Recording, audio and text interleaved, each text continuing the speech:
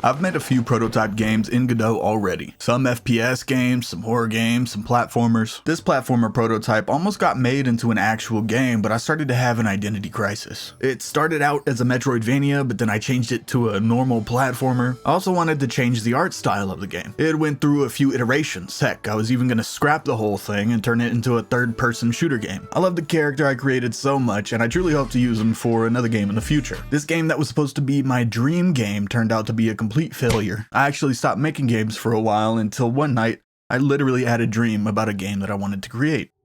I'm gonna keep the story of the game brief for now and we'll reveal more later on.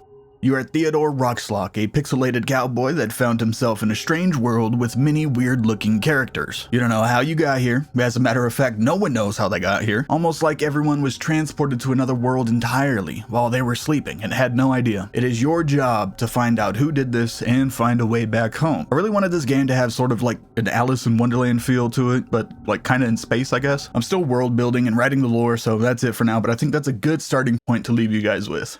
So, in my dream that I had, there were characters of all shapes and sizes that didn't really mesh well together. Every single object had its own kind of art style. As you can see, the platformer game where I was changing the style over and over again kind of got to me. I didn't know what the art style I wanted was, so I decided to use all of them. I legit wanted this game to look like Wreck-It Ralph the movie, with all the different styles coming together.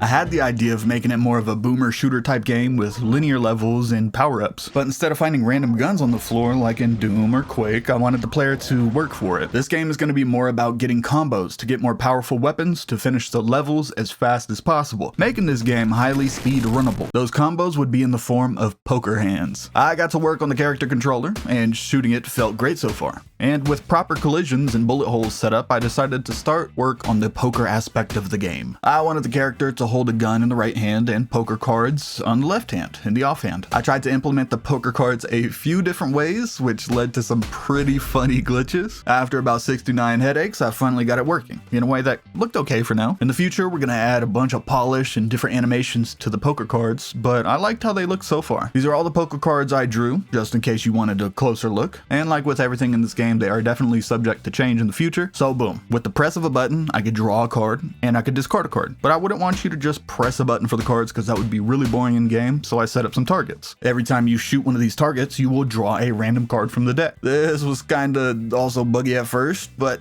you know, game dev is all about a mindset. So if something's not working, you just gotta keep on at it until it works, and finally I got it working. Now in the actual game, you're gonna get a card every time you kill an enemy. These targets are just for testing. And since everything so far was pixel art, I decided to follow through with my wacky idea of having multiple art styles and made a test dummy. I modeled it in Blender, slapped a texture on it, and ta-da, here it is.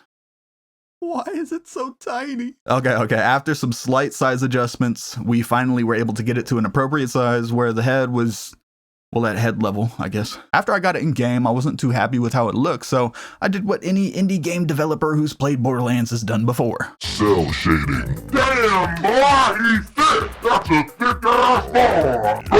Godot 4 makes it really easy to get this simple effect without a shader. I'm going to be using this technique a lot through this game, so I'm glad it's easily implemented. I might switch to a shader later on, but for testing purposes right now, I think this is perfectly fine. So now we have a couple targets that don't match. Cool. Let's go get another model in art style that doesn't fit in whatsoever. Oh wow, hey look, a bell.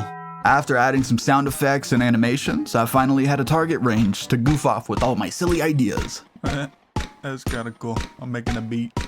I have so much more planned for this game, but this was a great start. The one thing that I might have an issue with is actually implementing the poker hands. Right now, I just have it so whenever you draw a card, the card will get a random texture from an array. This is just a placeholder for now. When I implement the actual cards, I think I'm going to assign a random group and a random number to each card. The group will be the card suits, clubs, diamonds, hearts, and spades, and the number will be a random number picked between 1 and 13, 11, 12, and 13 being the face cards. Aces will also have 2 numbers associated with them, but that's okay. I think that's going to be easy enough to do. The main issue I could see myself having is reading the player's hand and figuring out what cards they have, then seeing if those cards match up with one of the classic poker hands. I know I probably should have made a simple poker game at first to understand the logic and how to do this, but I absolutely love making my life hard and making things difficult for no apparent reason. God, I hate myself. If any of you game devs have any insight, I would greatly appreciate it down in the comments below. I also need ideas for the different guns you can get. For example, if you draw a full house and play that hand, I want a giant minigun to pop out and you can just start blasting away.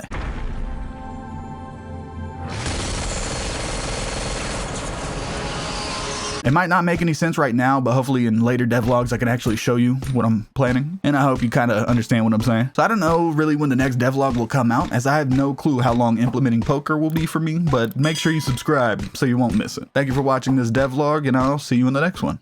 Peace.